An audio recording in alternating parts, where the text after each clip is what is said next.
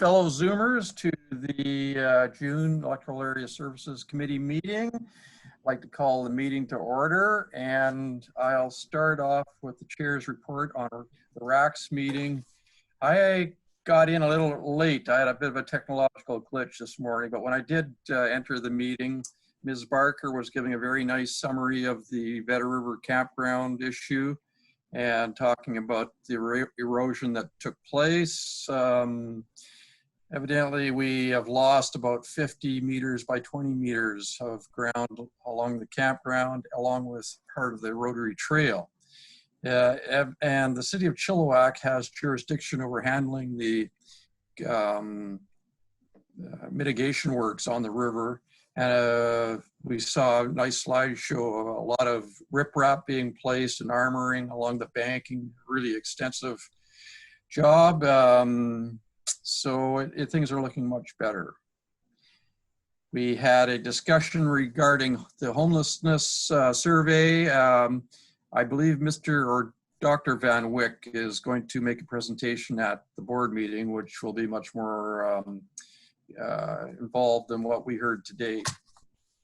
The Emergency Operations Center was set up on May 27th, as I understand it. The staff were handing out delivery alerts regarding the Fraser River freshet. No evacuations were required. And the Emergency Operations Center is to be continued to be activated until the Fraser River drops below 5 meters, as I understand it. And Ms. Kinnaman, our new CAO, announced our new Director of Finance. So it'll be nice to, evidently this lady is going to be joining us next week. So look forward to seeing her and getting to know her. I think that's pretty much the summary as I see it. I'll turn things over to our CAO. Thank you, Mr. Chair. So I'm looking for approval of the agenda, addenda, and late items. For a motion. Dixon. Move Director Dixon, second Director Adamson. Nice to see you, Dennis. All those in favor? Contrary, motion carries. Next item is 4.1. We have the draft Electoral Area Services Committee meeting minutes of May the 12th, 2020. Looking for adoption, motion. Moved. Davidson, second. Moved Director Davidson, second Director Stobart. Any discussion? Seeing none, all those in favor? Contrary, motion carries. Next is 5.1. We have the 2020 grant and aid request, the Cultus Lake Goose Management Committee and Electoral Area H. There's a motion for your consideration. Move, Dixon. Move Director Dixon, second Director Engar. Any discussion? Dixon. Dixon. I really want to thank Ms. Hodgson for her help with getting this on the agenda and fielding several emails from me, but it's one of the things that our Cultus Lake Goose Management Committee just wanted to try to continue down the path of educating the public around not feeding the geese and or just leaving them alone and letting them be wild. So we've got a couple signs that we want to go out in the garbage cans and see if it helps a little bit. Oh, that's good news. Any other discussion? Seeing none, all those in favor? Contrary, motion carries. Next item is 6.1. We have authorization for the discharge of a geohazard covenant from the title of 47840 Chilliwack Lake Road in Electoral Area E. So moved. Move Director Engar. Second. Second, Bales. Second Director Bales. Any discussion? Seeing none, all those in favor? Contrary, the motion carries. Next is 6.2. We have the development variance permit 2020-05 to waive the statutory minimum parcel frontage requirement for proposed lot 1 to facilitate a 2-lot subdivision at 4498 Bench Road in Electoral Area E. There's a motion for your consideration, Mr. Chair. Okay, looking for a motion. So moved. Engar. Move Director Engar, second. Director Adamson, second. Any discussion? Yes, Dixon? Mr. Chair. Yeah, go ahead, Director Engar. Thank you, Chair. Yeah, this property, my only concern with this has been that the potential for future strife between the new lot owners, if I'm understanding this is the correct file. I wonder if staff could just clarify for me that this is the setback on the Crown land area, sorry, the ALR area that originally went to the ALR. Perhaps Mr. Danilus would like to speak to this?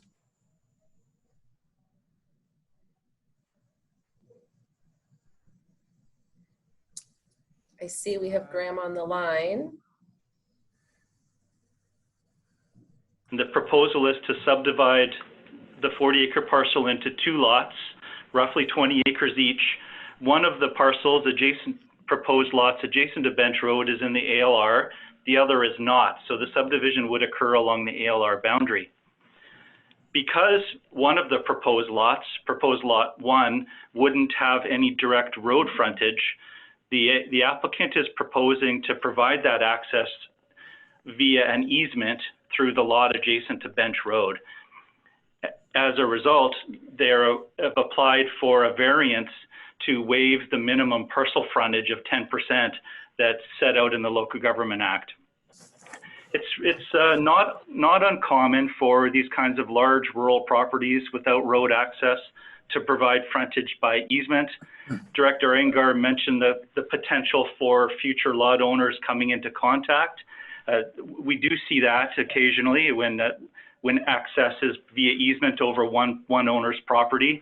It ultimately is a private issue between the 2 owners, and the easement registered on the property title needs to address the relationship between the 2 owners, and we would work with the applicant to ensure that that's the case.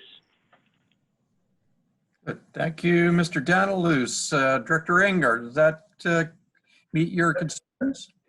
Yes, that does. I think the critical thing is just making sure that the future property owner, if there was any strife between them and the new lot, that they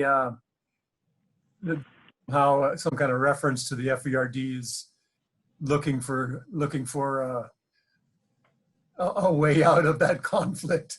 I'm not quite sure how to phrase it, but I support it as long as there's a mechanism that we could put in place that suggests that the new property owner is going to go directly to the opposite owner rather than to the FERD for a resolution. Okay. Any other comments? Dixon. Discussion. Director Dixon. Thank you, Mr. Chair, and this is probably through you to Mr. Danilus. And just a clarification, so it's 40 acres, but I'm trying to understand how only the easement's in the ALR, or did I miss something? What I'm wondering is how come it is allowed to be subdivided? So I'm guessing it's not in the ALR, but I'm not understanding the easement part, I suppose. If I may, through the chair, imagine a property that's roughly square shaped, and the northern boundary of the property is adjacent to Bench Road. The ALR occupies approximately the northern half of the property, so it's about 8 hectares of the 16 is within the ALR, and all of that land is adjacent to Bench Road. So the parcel is large enough to subdivide under our zoning bylaw. It's just that one of the proposed parcels, which would be outside the ALR, doesn't have any road frontage. The ALR land is situated between this proposed lot 1 and Bench Road. And so the applicant is proposing to provide access via a private easement through what would be the ALR parcel. We've confirmed with the Agricultural Land Commission staff that no ALC approval is required. They're aware of this. We explored it thoroughly with ALC staff, and no approval, Agricultural Land Commission approval is needed. Good. Thank you, Mr. Danilus. And Director Dixon, is that meeting your? Yeah, no, that's fine. Thank you. Thank you. Any other discussion? Yeah, so I just wanted to follow up, Mr. Chair. Director Engar. I support the project as it is going ahead, and with the understanding at this time that there's recourse for any disgruntled party to come back at the FERD in this regard. Okay, good. Okay, seeing no other discussion, all those in favor? Contrary, the motion carries. Thank you, Mr. Chair. Next item is 6.3. We have development variance permit 2020-06 to reduce the exterior lot line setback at 43802 Lock Road in Electoral Area C. There's a motion for your consideration and discussion. Thank you. Looking for a motion. Move, Bales. Thank you, Director Bales. Second. Davidson. Move second, Director Davidson. Any discussion? Bales? Director Bales. Well, I haven't seen any written feedback other than a couple hours ago. I just got one personal email that also went to staff, and the concern was that the septic be up to current standards. So I'll put that one to staff just for their comments. Okay, thank you, Director Bales. Director Danilus, did you want to speak to that? Thank you, Chair. Yes, the proposal is to build a new house, and the new house will need to be served by a septic system that meets current standards. But we understand the septic system was put in a few years ago, perhaps 3 years ago, and it's designed to meet the loads, that are consistent with the proposed house. So we're confident that the septic field will meet the current standards, and the septic field is located entirely within this parcel. I think there is some concern that the septic field might cross into the road right away. It doesn't, in fact. So staff are confident that the field will indeed meet current standards. Good, thank you, Mr. Danilus. Director Bales, does that meet your concerns? Well, it might meet the concerns of the person that emailed me, I'm sure. I guess I'm just concerned about the closeness to the lot line, but I gather it's mostly a porch that would be close to the lot line. And so at this point, I'm not concerned personally. If there's any mail that comes in before the board, then I might change my mind. So for now, I am fine with this application. Good, thank you, Director Bales. Any other discussion? Seeing none, all those in favor? Contrary, motion carries. Next item is 6.4. We have the North Fraser Harrison Mills Fire Protection Service Area Amendment Bylaw, number 1545. Okay, looking for a motion. Moved, Stobart. Move, Director Stobart. Second. Second, Engar. Director Engar seconds. Any discussion? This is something we've run into in a number of our electoral areas. It seems like a pretty much run-of-the-mill housekeeping system to try and get some cost recovery. So I certainly would be supportive of it. No other discussion. All those in favor? Contrary, motion carries. Next is 6.5. We have zoning bylaw 1597, which is a proposed rezoning of 10789 North DeRoche Road in Electoral Area G to facilitate a single burial plot within an existing religious building.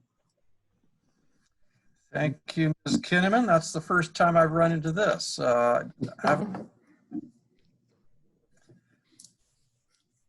Someone like to move the... Yep, Stobart. Move Director Stobart. Second, Director Dixon. Any discussion? Dixon. Director Stobart. Yeah, yeah, we've been working, our staff has certainly been working with the Carmelite operators for quite some time now. And again, this is going to be one urn placed in one small location inside a building that has no public access aside from if somebody's renting the main auditorium and things. So again, as a one-off, it's a little unusual, but it's certainly not going to have much of an impact on anybody in the surrounding area. Good. Thank you, Director Stobart. Director Dixon, did you have a comment? Well, I just had a question because this is kind of interesting. Yeah. So this burial vault, is it for just like one casket or is it for more than one, like for if people are cremated or things like that. I'm not sure who amongst the staff would like to comment on this. We can put that one through to Mr. Daniluz, the Director of Planning and Development. Yes, thank you, Chair. The Carmelites are looking to inter one person. It's their benefactor, the person who generously funded their facility, and so they only propose to inter a single person in this facility. Good. Thank you, Mr. Daniluz. Thank you, Mr. Chair. Does that meet your concerns? Or Director Dixon, excuse me. That's fine. That's just fine. Thank you. So I'm done. Any other? Director Engar. Yes, thank you. Just as an aside, I've been kidding my kids for years that they're gonna have to dig me a hole in the backyard and push me in. I hate to make light of a serious situation, but I'm just wondering if this sets any precedent that we may not be happy about in the future. Director Daniluz, would you like to speak to this? Yes, thank you, Chair. No, it doesn't set a precedent. Every zoning amendment application comes to the committee and board and is considered in its own merits. And the support for this zoning amendment doesn't imply support for any future similar zoning amendments. I'll also add that I've not seen one of these before, and so I'm not sure you'll see many more in the future either. Good. Thank you, Mr. Daniluz. Director Engar, any further? So if my kids come forward, they'll ask them to go before the board. Sorry, I can't help it. A little bit of humor here. It's fine. Thank you very much. Thank Bale? you. Director Bales. Yeah, I'm just concerned about the sustainability of creating a cemetery in the middle of a property anywhere, really. Just in general, populations and all that. So that's one concern. Can staff say how far the mail out went to how many people? Director Daniluz. Yes, we've not sent the mail out yet, I believe, but the minimum mail out distance would be 150 meters from the boundary of this parcel. And if we'd certainly be open to talking with you if you feel like a larger mail out area is warranted. Okay. Yeah, at this point, it's really down to the neighbors, I would think. Anyway, okay. Thank you, Director Bales. Any other discussion? Davidson. Director Davidson. Thank you, Chair. So yeah, echoing Director Engar's sentiment, I think I'm going to rewrite my will and just ask my executor to chuck whatever's left of me into the nearby ditch of convenience.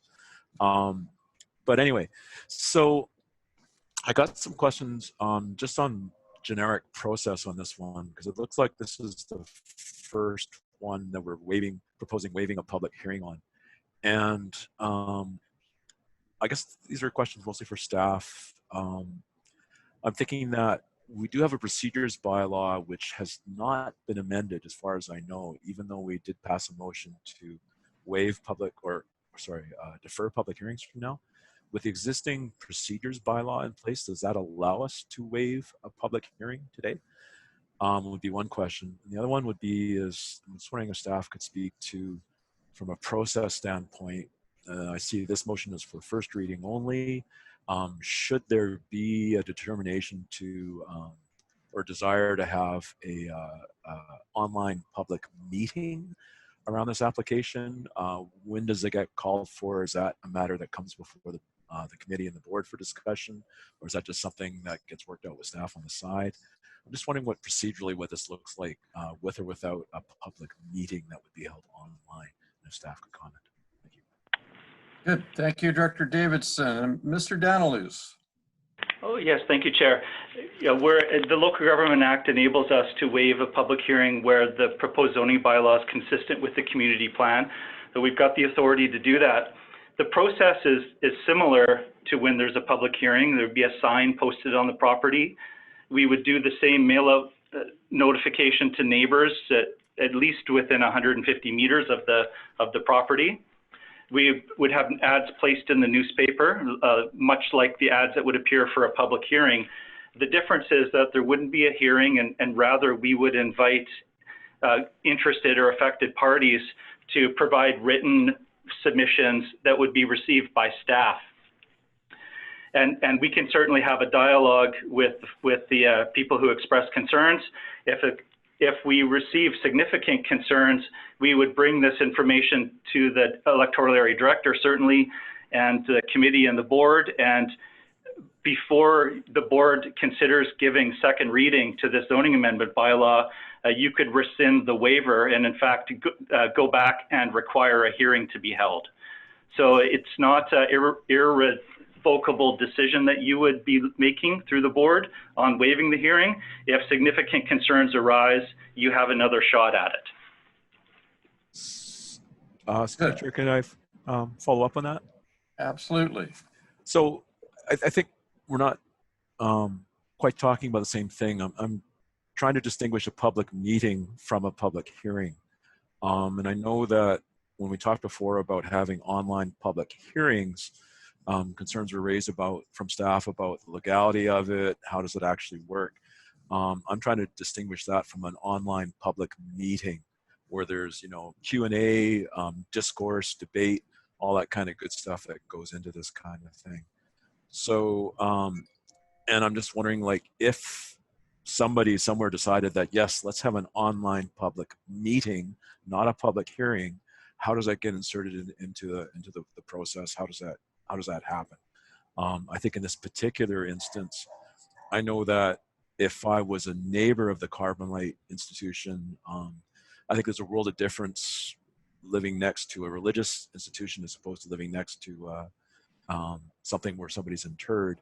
I know there's cultural concerns around living next to graveyards and cemeteries that could well affect resale value. So I think it's really important to have that kind of public meeting on the subject when it's running, how that gets worked into this. Thank you. Okay, Director Danilus, did you want to respond to that? Yes, indeed. Thank you. I believe I did misunderstand the question. My apologies. If the committee through the board is looking to hold a public information meeting of some sort, I would be looking for a resolution from the committee to the board, and we would then figure out how to safely hold a public information meeting, whether it's digital or by some other means, which we would have to investigate and figure out how to do that well. But the mechanism for holding a public info meeting as opposed to a hearing is a simple resolution of the board. Good, thank you, Mr. Danilus. And just from my perspective, since the discussion began about possibility of waiving public hearings, etc., my understanding has always been that this would not take place without careful consideration of the electoral area director's feedback as to whether they think this is something that's reasonable or not. And I know there was a small rezoning application that came through my area, and the board chose to waive the public hearing because it was non-contentious, it was consistent with the official community plan, etc.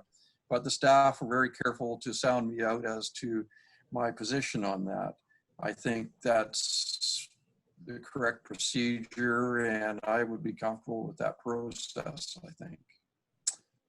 Other directors' comments or discussion? Dixon. Dale? Director Dixon. Thank you, Mr. Chair. Just when I'm looking at the map here, it looks like a large property and with nobody on one side, it looks like forest, and then mostly farms around it. Have I got that kind of right? If I may, Chair, yes, indeed. In fact, the Carmelites own the parcel that's adjacent to the east, and there's a very large parcel that's adjacent to the, there's a large parcel that's owned by a separate owner to the east, and the Carmelites own the parcel that's adjacent to them to the west. The parcel that the Carmelites facility is on is a 20-acre parcel. Okay, thank you. Good. Thank you, Director Dixon. Director Bales? Yeah, hi.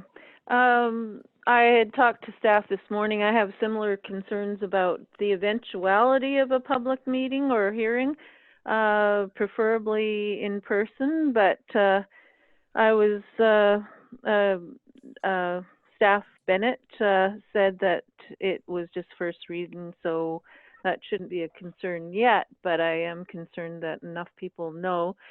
A lot of people won't get the newspaper. I go to the store all the time and the newspaper's disappeared, so a lot of times people pick it up for fire starter or whatever, but the newspaper disappears pretty quickly. So I think the 150-meter perimeter isn't very far for people who are sensitive about concerns like this. So I know that certain cultures are very sensitive to having a graveyard next to them. So yeah, I would agree with Director Davidson on that one as well. Good. Thank you, Director Bales. Any other discussion? So we have Davidson? Director Davidson. I would just add that while I'm not going to make any sort of motion for a public meeting be held, I would certainly support one should the Director Stowart think it appropriate. Thank you. Good. Thank you, Director Davidson. Any other discussion? Director Stobart. Yeah, Director Stobart. Yeah, this project has been going on for quite some time. And again, as Mr. Daniel has stated, the interment of one person in one room, it will be an unmarked location. It's going to be actually in a prayer room. People won't know it's there. Other than the construction, people that are constructing the actual facility, they're not going to know there. The plot will comply with provincial rules and regulations as well. Again, this is one of those issues that to me, it just seemed, I could see no benefit to having any kind of greater public involvement in the decision. It's such a minor detail in a very large and substantial building. This is, yeah, again, I'm in full support of moving ahead with it, put it that way. Good. Thank you, Director Stobart. Any other comments, discussion? Seeing none, all those in favor? Contrary? Hearing none, the motion's carried. Next item is 6.6. We have the ALR and small secondary residence consideration engagement process. There's a motion for your consideration. Thank you. Who would like to make the motion? Director Dixon. Dixon moves, second. Second, Engar. Director Enger seconds. Discussion. I see the staff report suggests that if there's a determination of or a requirement to demonstrate need in regards to the secondary residences, that the staff are suggesting that that should be a responsibility of the Land Commission. I would certainly support that. I don't think that we as a local government would like to get involved in something as gnarly as discussion along those lines. Let the province carry that. So I'd certainly be supportive of Caitlin's staff report, and that would be my position. Mr. Chair. Director Dixon and then Director Engar. Thank you. Thank you, Mr. Chair. Just a real thank you to staff for preparing this. I appreciate having in there the part about, as well as what Director Dickey said, but also some flexibility around the type of secondary residence. My recollection is that the ones that were proposed were quite prescriptive. And I think I'm reading that this is just offering, maybe there could be a little more flexibility in that. Just want to clarify that I have that right. Yeah, thank you, Director Dixon. Director Engar. Thank you, Chair. Yes, there was recent discussion around just a few weeks back, if I remember correctly, that there was some sympathy for making sure that the large blocks of land were just, that people had the ability to have their in-laws or whoever a secondary dwelling. Am I correct in sort of my assumption that that was a general board feeling at the time, and this, by voting this restriction and just sort of passing it off the ALR, we're not hampering that conclusion? Okay, thank you, Director Engar. I'll turn that to Director Danilus, maybe. Yes, thank you, Chair. Indeed, that's the case, Director Engar. The discussion in the staff report indicates that the regional board is generally supportive of secondary residences in the ALR, and that's consistent with our own bylaws and our own second dwellings policy. And that would not be limited to farm help, but it would capture the circumstances you describe about family members and maintaining farms in farming families. Thank you, Mr. Danilus. Any other discussion? Certainly, my reading of this is that the province is seeking to tighten up the land reserve, and I think from what I read, even family members must prove that they are there to assist in farming operations. It's not just a ability for family members to create new homes. Director Danilus, would that be your reading of this, or am I off? Yes, indeed, Director Dickey. The current ALC rules would require farmers to make an application for a non-adhering residential use, and that application goes through us to the ALC, and they make a decision based on farm need. I think the Commission realizes that approach doesn't provide the flexibility that's needed, and so we have the Ministry of Agriculture looking for input on a future direction. And the recommended comments from the board would support the idea that second residents on large farm parcels are needed for a variety of reasons, only one of which is for farm help. Okay, good. Thank you, Director Danilus. We'll see where this goes. Any other discussion? Dixon. Director Dixon. Yes, thank you. Just to confirm, I'm looking at the item in the agenda where the report suggests that they consider the home plate example. Is that not currently in place? If I may, Mr. Chair. Yeah. There are what's called Minister's Bylaw Standards. That's the Ministry of Agriculture has identified standards that local governments who wish to regulate farm plates need to work within the parameters of the Minister's Standards. Some local governments have taken up that mantle, many others like us have not. The suggestion in the staff report is that the ministry consider the ALC taking on that home plate function rather than looking to local governments to set it out. Perfect, thank you. Good. Thank you, Director Dixon and Director Danilus. Any other discussion? Seeing none, all those in favor? Contrary, motion carries. Thank you, Mr. Chair. The next item is 7.1. We have the Emergency Operations Center update. You alluded to a few of the items in your opening remarks, but we do have both Reg Dick and Tarek Islam on the line. Not sure if one of them wanted to just give a little bit more of an overview for the committee. I can do that. This is Reg.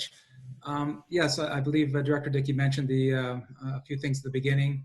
We activated May 27th. We issued alerts for 39 properties on June 1st in areas C and G.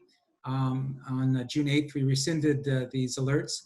And just an update, the most recent information I just looked at now is that it doesn't appear the river levels may come back to the 5-meter mark. So we have a call on Thursday with the EMBC for the weather forecast and river forecast center. And we'll get more information then, but I'm hopeful that this weekend we can close our EOC for Frechette, but it'll remain open for COVID-19. Good. Thank you, Mr. Dick. Any discussion? Yeah, this is Bales. Director Bales. I had a question. Are we setting ourselves up to a bit of liable? I don't remember posting addresses for flood concerns before. I don't know if that's something that's just happened recently or I just don't remember it. My concern would be if somebody next to the last address was flooded, if it got worse than expected, and they weren't prepared. So Through I the just chair was, to Through the chair to Director Bales, it is actually a requirement that we post the specific addresses that are contained with any alerts and orders. So it is not a new thing. So we're okay. not in a legal liability situation by doing that. Good, thank you, Director Bales and Ms. Kinnaman. Any other discussion? Seems like we've managed to make our way through this again. Director Stobart. No, again, I just want to thank staff for their part in making sure that the people were notified. And again, every year we do have a couple new people that have moved in and purchased properties and aren't quite aware of the situation all the time. So I'm very thankful that our staff are doing the job they always do and get the word out and just make things right. So thanks, staff. Good, thank you, Director Stobart. Any other discussion? Seeing none, we will move forward. Yeah, that's just information. Thank you, Mr. Chair. So we're going to move down to item 9, which is reports by staff, and I have a couple of items on this one. As you mentioned earlier, we have hired a new Director of Finance. I'm pleased to announce that Kelly Lounsborough will be joining us on June the 15th, this coming Monday. Kelly comes to us with about 16 years of experience from TransLink, most recently as Director of Financial Planning and Analysis. Prior to that, she was taxation manager for the city of Delta, as well as held a number of positions in the private sector as well. So we're looking forward to her joining us. And while it is a little bit challenging in a COVID environment, getting a new staff member on board, I'm confident that you will all get the opportunity to meet her soon. With that, I would also like to, for this group as well, personally thank Christy Hodson, who really stepped up to the plate and took on the interim role in a very meaningful way in a very challenging time. As most of you know, the first 4 months of any year for an accountant are always stressful, and when you throw in a few staff shortages and also, by the way, the global pandemic, and also another EOC activation, which required Christy to step into the finance role in the EOC as well. She certainly really showed the strength of her character as well as Team FVRD. So thank you very much, Christy, for doing that. Next, I'm gonna again try to share my screen. I've put this photograph. It seems that just photo files weren't shareable this morning. So I've put this photo into PowerPoint, and I'm going to try to share this picture with you guys just so that you can see what's going on here today. Let's see. Are you able to see that or no? Oh, very nice. So you can see it, I guess. I can't tell on my screen whether you can see it or not, so I'm kind of flying blind. So that is activity that is underway in our parking lot right now. We are in the process of working with BC Hydro and others to put a number of other electric vehicle charging stations in place. So I'm not sure if you can see my cursor as well, but in the area where this gentleman is working, these 4 spots along here are going to have dual chargers. So that will make a total of 8 charging points in our parking lot. Over by where the original fast charger, where the green sort of transformer is by this white truck, that's the original fast charging station, which most electric vehicles can charge in about 20 minutes. Right next to it will be another fast charging station. So we're really expanding our ability to serve the electric vehicle driving public. Anecdotally, I can tell you that there isn't really a single time where I don't drive by this building and I see a car parked in at least one of the spots. They're always in heavy demand. And I know that the additional capacity in our parking lot is going to be really welcomed. So thank you to staff who have been working hard. It's not the fastest process to get these, and all of this was done through grant opportunities. So we're really excited to be able to offer this to the community. So Good. I'm going to unshare now. We'll see what that looks like. Or maybe not. And we will move down to reports by electoral area directors. I've had questions Hey, well, about that. yeah, Director Dixon. I have a lot of questions today, but I'm just curious. So the grants are paying for the work and the equipment to go in. How do we pay for the hydro that when cars charge in or plug in? I'm assuming there's a hydro charge. How is that covered? Sure. So you know what? I'm going to put this one through to Ms. Riley. She manages this file, and she can speak to all of the nuances around opportunities for revenue building in this area. Okay. Hi, good afternoon, committee. So as Ms. Kinnaman highlighted, we are in the process of installing 4 dual level 2 chargers. When they are installed, we will be working with a third party to have these charging stations monetized, so that there will be a cost associated with the public using them, and the standard rate is about $1 or $2 per hour for the public to use them. This works well for cost recovery, and then also provides an incentive for turnover, for people to get in, charge their vehicles, and then move along and open them up for more people to come along and use them. Good. Thank you, Ms. Riley, and thank you, Director Dixon. Are there any other questions regarding the electric charging Bales? stations? Bales? Director Bales. Oh, just wondering, ahead. how far does the average charge go mileage-wise? I'm just trying to compare it in my mind to how much it costs for gas in comparison. Director Bales, I think every vehicle is unique and individual. For example, we do have a couple electric vehicles in the FERD fleet, and we have some that on a charge may go just over 100 kilometers on a charge, and they're smaller, more economical vehicles. And then we have others that will go upwards of, I think, just under 400 kilometers on a charge. So you can almost make it to Kelowna on one charge of a charging station. So that's great. It's still cheaper than gas. I had one other question. Just when I see all these parking lots around Mission or various cities that could have charging stations, I think, well, they could also have solar panel roofing so that cars could park in the shade and collect solar electricity that would be used for the charging. Has that ever been considered? That's an excellent idea. I'm not, at this point, that's not something that we've considered for this existing project, but you know, moving forward, I'm sure that that's always something that we would keep in mind in for the FERD's, you know, sustainability and environmental values. We'd want to be looking at doing things the best way possible. Great. Good. Thank you, Ms. Riley, and thank you, Director Bales. Any other discussion?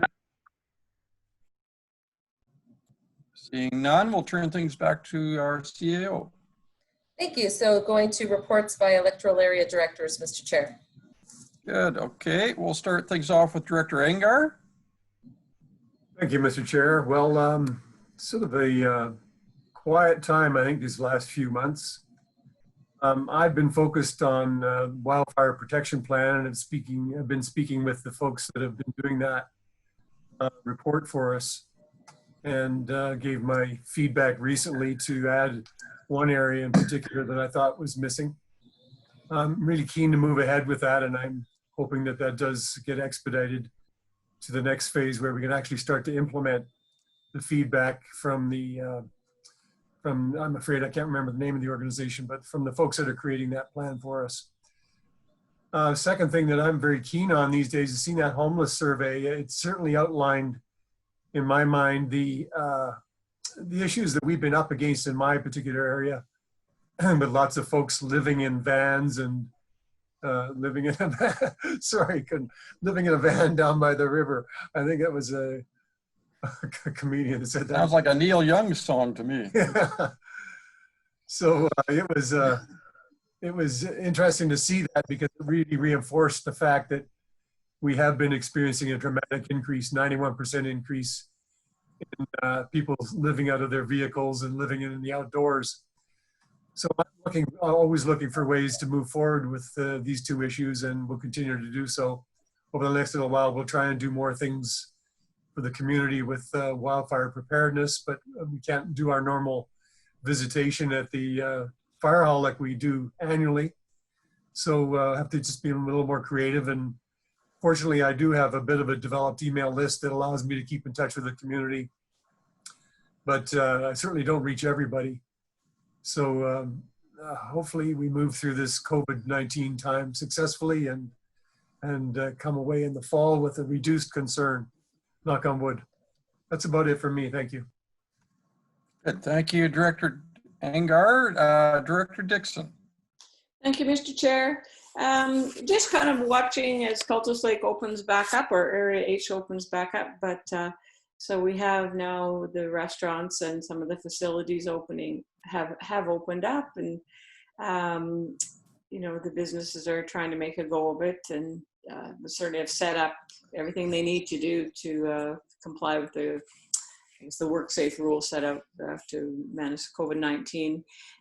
Certainly large crowds when it's sunny, and that's still causing some people some concern, because the docks are packed, and we'll just have to be navigating that. And we're still getting the message, you know, look after yourself, you know, stay away, and, you know, hoping to protect yourself basically if it concerns you.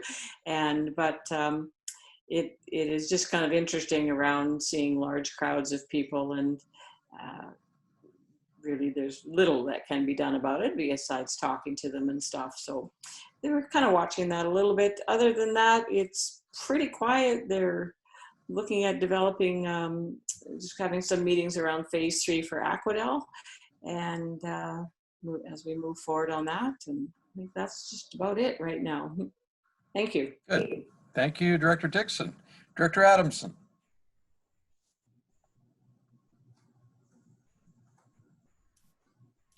You are muted by host. There we go. Oh, okay, great, thanks. Yeah, Area B's been pretty busy, actually. We had Spasm last Sunday. We had a fire that's in this town of Spasm, which is outside of the area that we cover. So the Yale Fire Department had to wait to get a special number from the province to go. So they didn't save the house. It wouldn't have been saved anyway, but they stopped it from spreading. And we're working on bringing them into our coverage. Mike and I had started on it before this epidemic, and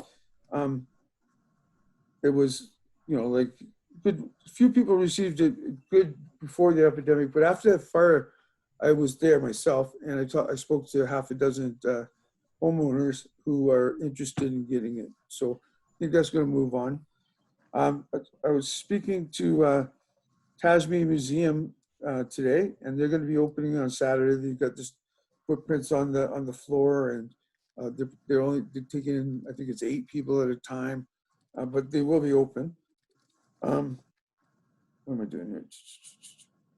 Yeah, the library has curbside pickup, which is you order it over online, and you come and they give it to you like a takeout bag. So that's going good. We're hoping in a town like Yale, we never have a large number in the library at the same time anyway, right?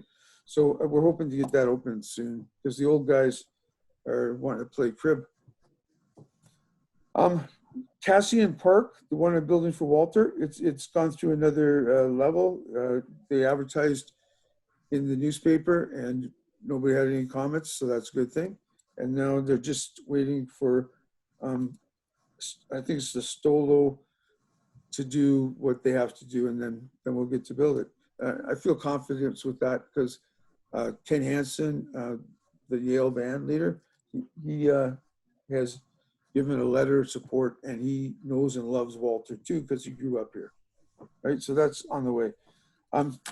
Signs, as part of economic development, I'm giving all the artists, can you see this? Yeah, local artists, like one of these to put in their front yard.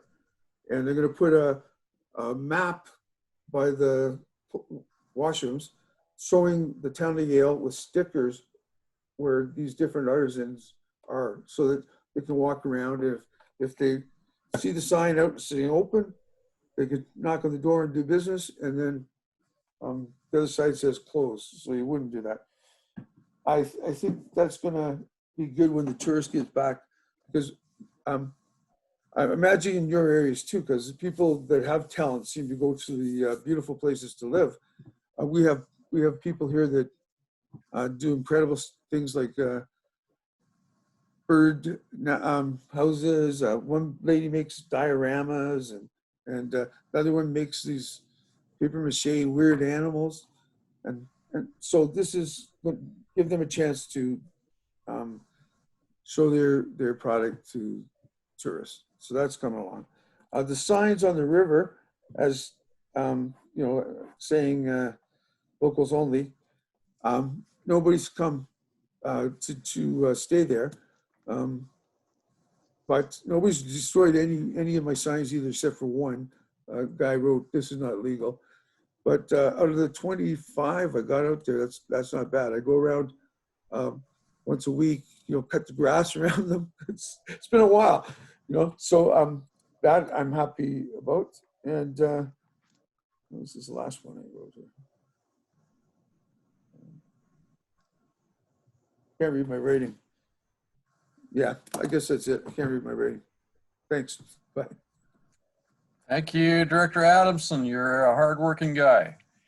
Director Stobart.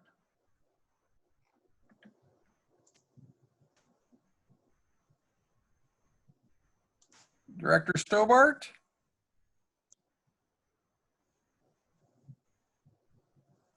I've got two. We lost. I'm There we using the go. wrong mouse. There we go.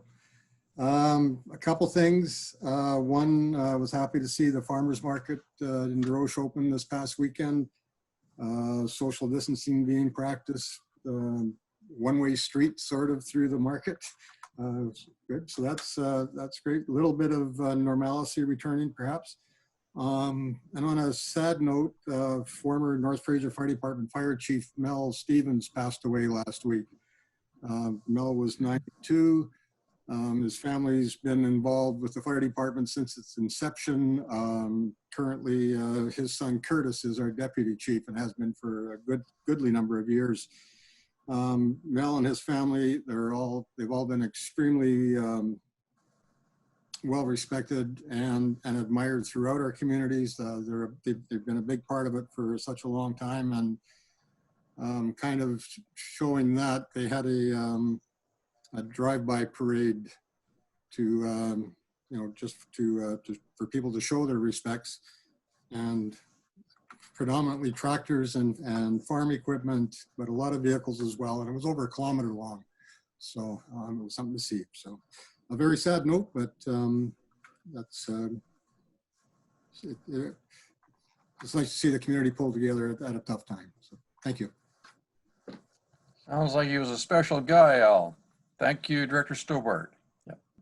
So I would turn things now to Director Bales.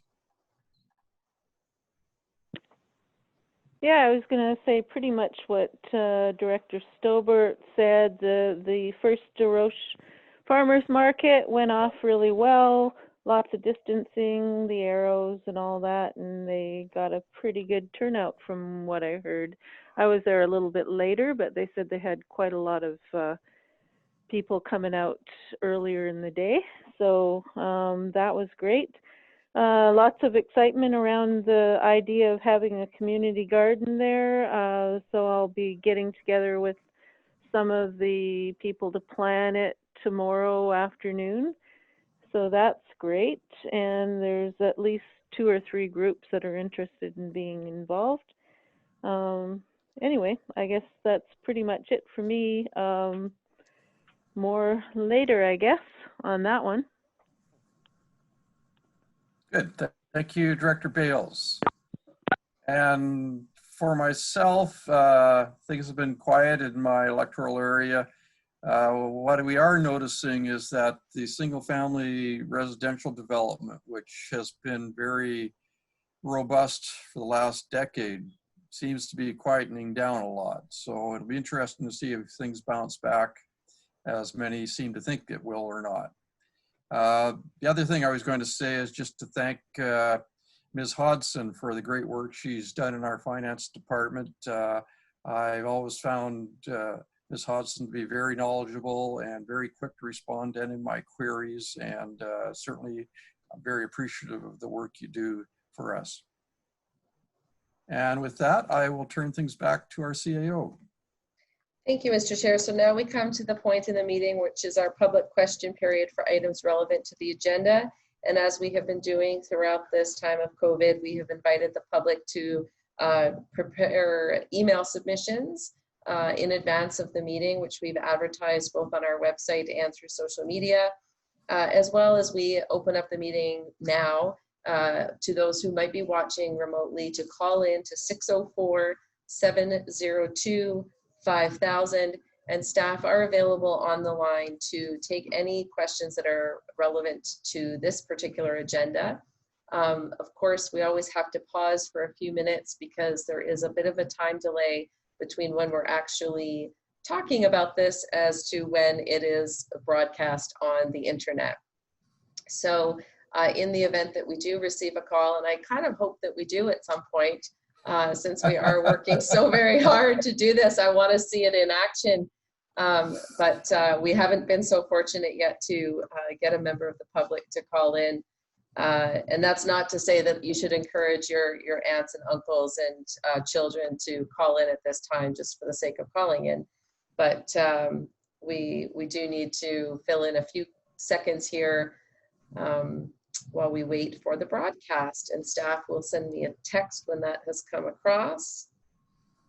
So with that, I have received confirmation that we had a few seconds there on the broadcast and we have received no calls. So we can now look for a resolution to close the meeting, Mr. Chair. Adamson. Move Director Adamson, second Director Dixon. Dixon. All those in favor? Contrary? Motion carries.